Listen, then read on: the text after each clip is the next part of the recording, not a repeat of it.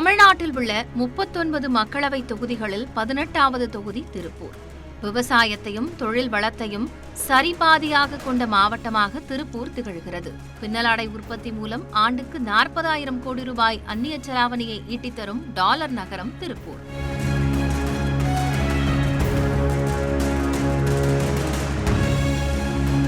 தமிழ்நாடு மட்டுமல்லாது இந்தியாவின் பல்வேறு மாநிலங்களைச் சேர்ந்த மக்களும் இங்கு தங்கி பணியாற்றி வருகின்றனர். மேலும் அனுப்பர்பாளையம் பகுதியில் பாத்திர உற்பத்தி மிகவும் பிரசித்தி பெற்றதாக விளங்குகிறது. இங்கிருந்து கேரளா, ஆந்திரா உள்ளிட்ட பல்வேறு பகுதிகளுக்கு பாத்திரங்கள் உற்பத்தி செய்து அனுப்பி வைக்கப்படுகின்றன.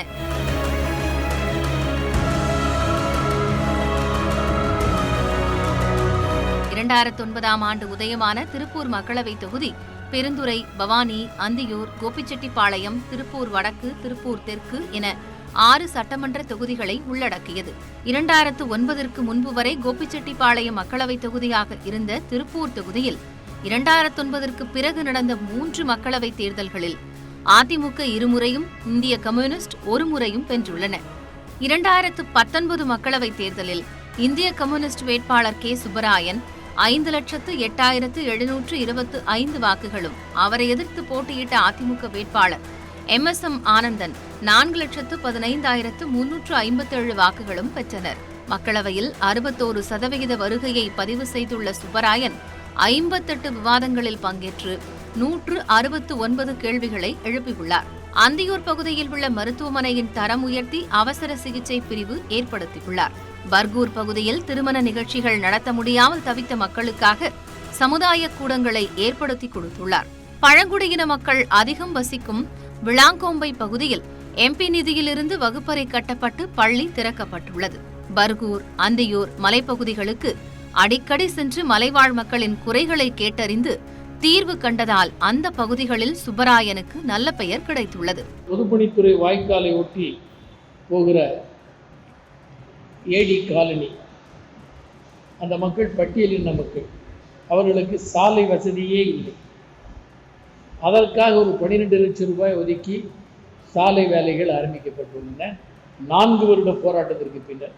அது தனி கதை, அதை நான் இப்பொழுது விளக்க விரும்பவில்லை. அதே மாதிரி குடிநீர் பிரச்சனைகளிலும் நிறைய பகுதிகளில் ஒதுக்கிறது. பள்ளிக்கூடம், குடிநீர், கம்யூனிட்டி ஹால், மருத்துவமனைகள், இந்த அடிப்படையில் தான் ஒதுக்கியிருக்கிறேன். சாமானியப்பட்ட மக்களுக்கு ஒரு சமுதாய கூடம், அப்புறம் ஸ்ட்ரீட் லைட்டு, ஒரு ஃபோக்கஸ் லைட்டு போடுறது, இப்படி நம்ம மிக மிக முக்கியமான வேலைகளெல்லாம் நம்ம சிறப்பாக செஞ்சுருக்காரு. திருப்பூரில் நிறைய ஸ்மார்ட் சிட்டி ரோடுகளில் அவர் தான் முன்னெடுத்து பெரும்பாலான ரோடுகளை, பாலடைஞ்ச ரோடுகள் எல்லாத்தையுமே சீரமைச்சு நல்ல விதமாக பண்ணி கொடுத்துருக்கிறாரு. சிறப்பான முறையில் இந்த 5 வருஷம் அவர் பண்ணியிருக்கிறாரு. ஏன்னா நாங்கள் இது வரைக்கும் முன்னாடியே ஜெயிச்ச எம்பியை நேராக கூட பார்க்க முடியாது. ஆனால் இந்த எம்பியை பார்த்தா இந்த 5 வருஷத்தில் எப்போ வேணாலும் அவர் நம்ம போய் பார்க்கலாம். அந்தியூர் மலைப்பகுதிகளில் இது வரைக்கும் இந்த 70 வருஷத்தில் எந்த ஒரு மக்கள் பிரதிநிதியும் போய் மக்களை சந்திச்சதில்லை. ஆனால் இவர் போய் பார்த்துருக்கிறாரு. அந்த அடிப்படையில் எங்கள் திருப்பூர் எம்பி உண்மையிலே மக்களோட நின்று சிறப்பாக செயல்பட்டாருன்னு எனக்கு படுது. அதே நேரத்தில் MP சுப்பராயன் பின்னலாடைத்துறைக்கான ஊக்கத்தொகையை குறைத்த விவகாரம், GST உள்ளிட்ட பிரச்சினைகளை தீர்க்க நாடாளுமன்றத்தில் பெரிதாக குரல் கொடுக்கவில்லை என்பது திருப்பூர் தொழில்துறையினரின் மனக்குறையாக உள்ளது. சமீபத்திய மின்கட்டண உயர்வால் சிறு மற்றும் குறுந்தொழில் நிறுவனங்கள் சந்திக்கும் பாதிப்புகளை மாநில அரசின் கவனத்திற்கு திருப்பூர் MP கொண்டு செல்லவில்லை என்பதும் அவர் மீதான அதிருப்தியாக கருதப்படுகிறது.